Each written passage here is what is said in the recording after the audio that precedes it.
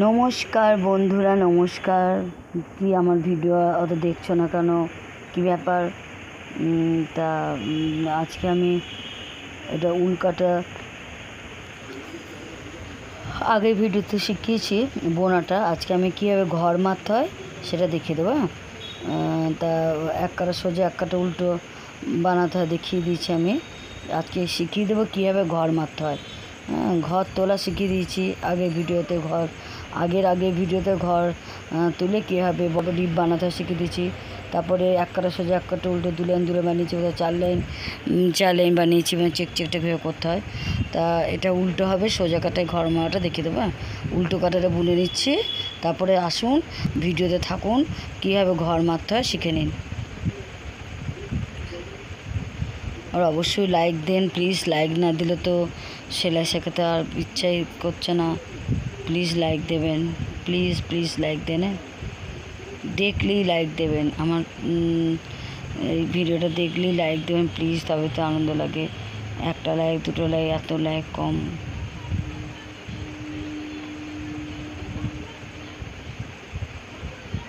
দেখুন এই কাটাটা হয়ে গেল উল্টো। এবার শিখে নিন ঘর মারানো, কীভাবে ঘর মারবেন। কেমন হয়ে গেল? এবার সোজা কাটায় ঘর মারাতে, কেমন? এই যে সবুজ দিয়ে ধরবো, চার লাইন প্রথমে দু লাইন করেছি, তারপর চার লাইন করেছি। চেকটা এভাবে করতে হয়, চেক চার লাইন সবুজ, চার লাইন কমলা করেছি। দেখুন কী ভালো লাগছে।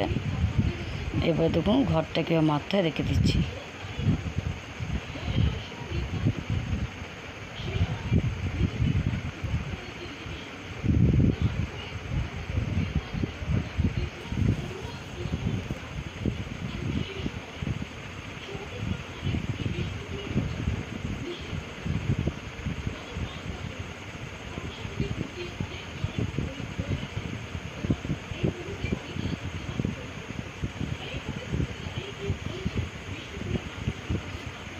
এইভাবে এই কাঠে দুটো ঘর হবে, একটা বুনতে হবে আর একটা বুনলাম, দুটো ঘর। এবার নিচে ঘরটাকে ডিঙ্কে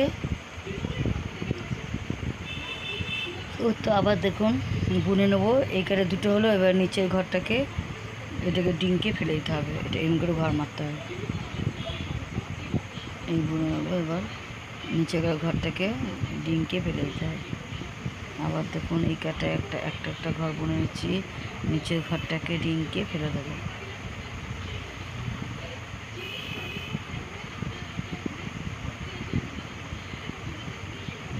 এইভাবে ঘর মারতে হয়, কেমন? ভালো করে দেখো যারা জানো না।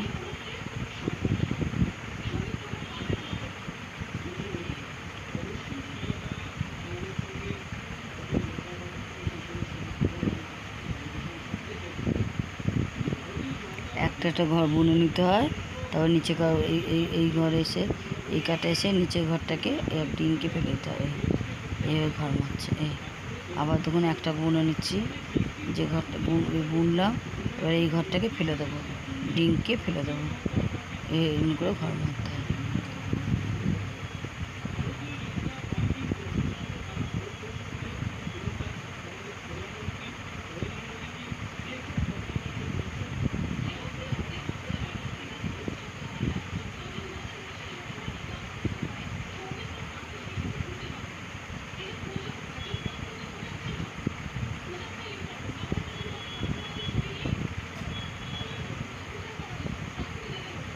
তাহলে ঘর মারা শিখিয়ে দিলাম।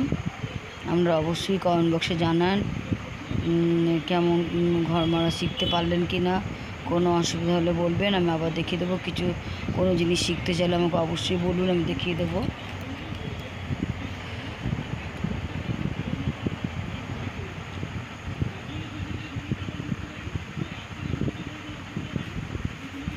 এটাও একটা জিনিস করছি আমি, গোপাল সোনার কাঁথা করব।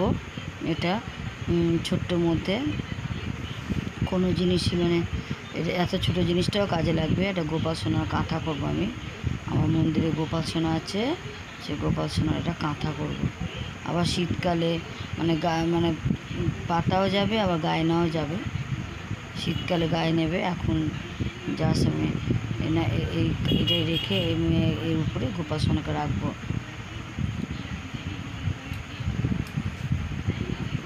হয়ে গেল ঘর মারা, তো আমি শিখিয়ে দিলাম। এবার কেটে নিতে হবে। এবার এই ঘরটাকে উল্টা ঢুকে বেঁধে দিতে হবে।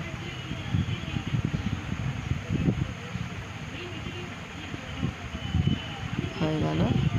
এবার এটাকে শুধু গোপাল সোনা, যেহেতু আমি গোপাল সোনার চাপা করব বা কাঁথা করব, ওই জন্য আমি নেক্সট ভিডিওতে আমি এটা দেবো। কুরুশ দিয়ে আউটলাইন করব। আমি শুধু একটা সিঙ্গেল ডবল কুরুশকে আউটলাইন করবো, তো দেখতে আরও ভালো লাগবে, বড়ো হয়ে যাবে সাইজে, আর নেড়া নেড়া লাগবে না। তা কুরুশ দিয়ে এটা আউটলাইন করে দেবো। পায়েসে যত বেশি গুড় দেওয়া হয় তত বেশি মিষ্টি হয়, সেরকম এতেও তাই, যত বেশি কারুকার্য করা হবে তত আরও সৌন্দর্যটা বাড়বে। তাহলে রাখছি, নেক্সট ভিডিওতে দেখবেন আমি এটা 4-5টা আমি কুরুশ দিয়ে